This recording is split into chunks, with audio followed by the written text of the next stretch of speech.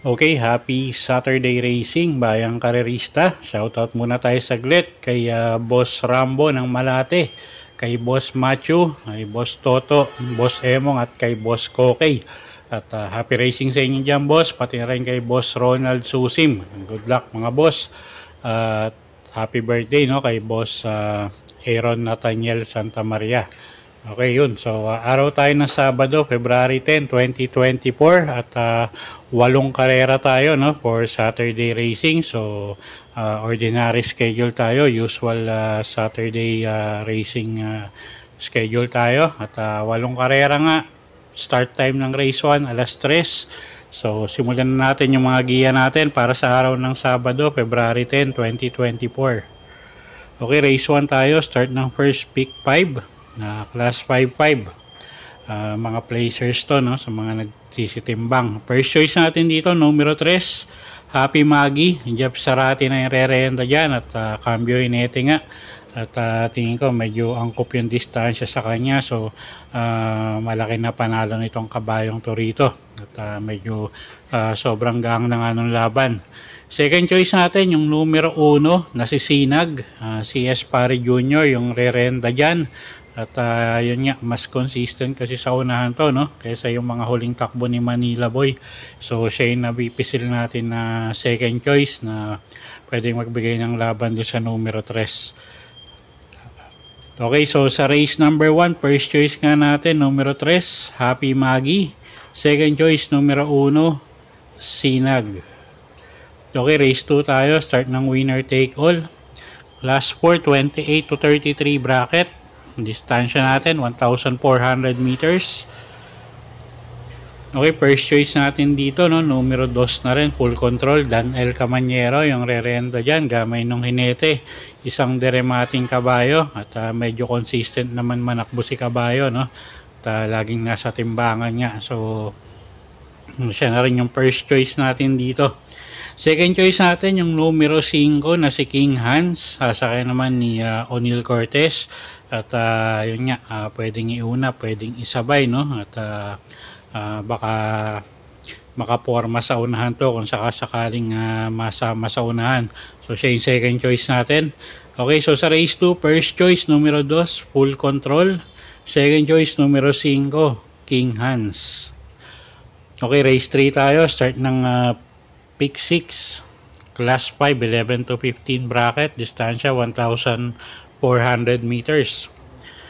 Okay, anybody's race to no? Halos lahat to may panalo at tingin ko nga kung may lulusot na dehado baka dito no. So anyway, first choice natin dito numero 3 Isla Puting Bato, sasakay ni Ace Aguila at medyo may kababaan na sa grupo. Sana lang ilabas nung connection no. At yun nga, dating stakes runner to, so siya yung first choice natin dito. Second choice numero 7 Bantay Sarado, MP Cañete naman yung re-renta dyan. Okay, dagdag na lang kayo kung may kursonada kayong dehado dyan no, pati yung 4 o 5 may panalo yung mga yan. Okay, so sa race 3, first choice numero 3 Isla Puting Bato. Second choice numero 7 Bantay Sarado. Okay, race 4 tayo. Start ng second pick 5 class 5, 11 to 15 bracket, 1,400 meters ang distansya natin dito. Okay, first choice natin dito yung numero 4 na si Seychelles, Jeff Bakayka yung sasakay dyan, gamay nung ninete. At tingin ko nakaraan medyo kinapos lang to no, at naapura lang sa una to. So tingin ko mag-a-adjust yung connection nito no sa diskarte. So siya yung first choice natin. Second choice natin yung numero 5 na si Captain Det Lester F. Jesus yung re-renta dyan at medyo impresibo yung huling panalo nito, although dikit nagkatalo yun no? Pero kung mapapansin nyo, Ugando nanalo. Okay, so sa race number 4, first choice nga numero 4 Seychelles, second choice numero 5 Captain Det. Okay, race 5 tayo. Class 5, 6 to 10 bracket. Distansya, 1,400 meters. Okay, first choice natin dito, no? Yung numero 3 na si Habana una na. Ace Aguila yung re-rento dyan. At pag nilabas ng connection, malaki panalo nyan. At may kababaan na sa grupo.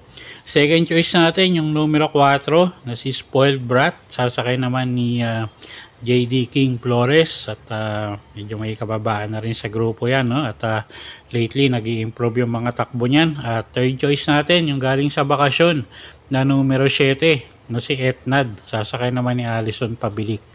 Okay, so sa race 5, first choice nga, numero 3, Habana una na.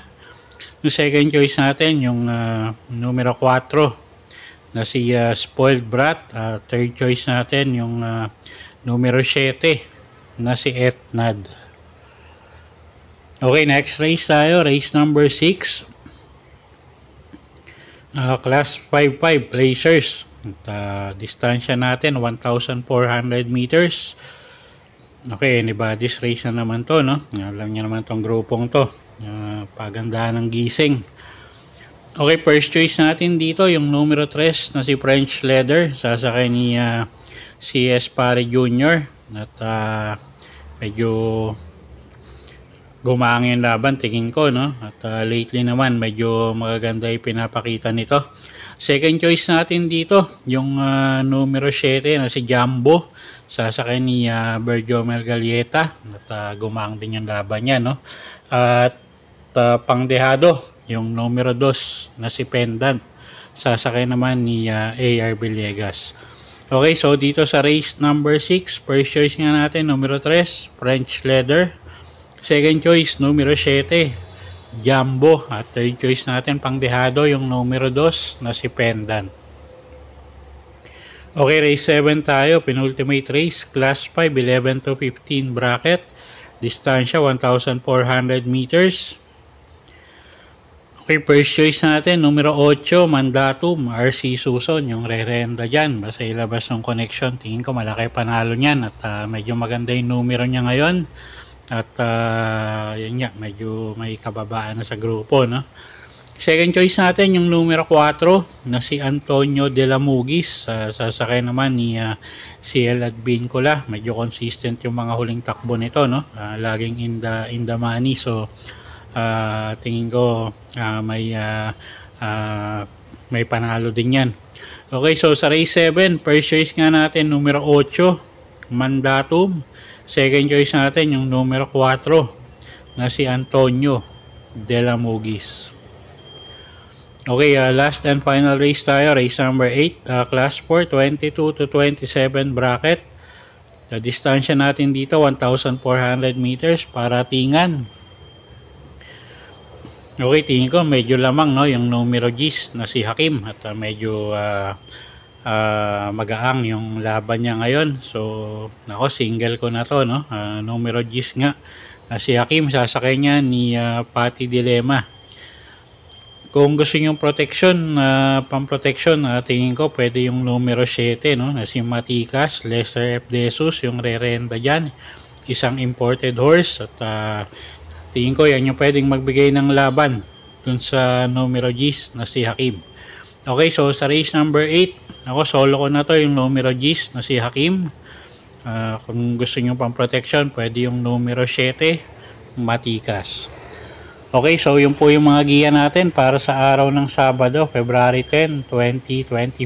Sana po yung makatulong sa pagpili nyo ng mga tatayaang kabayo. Inuulit ko po, kayo pa rin po masusunod kung saan nyo itataya yung pinagpaguran yung pera. Good luck po at happy Saturday racing, bayang karerista.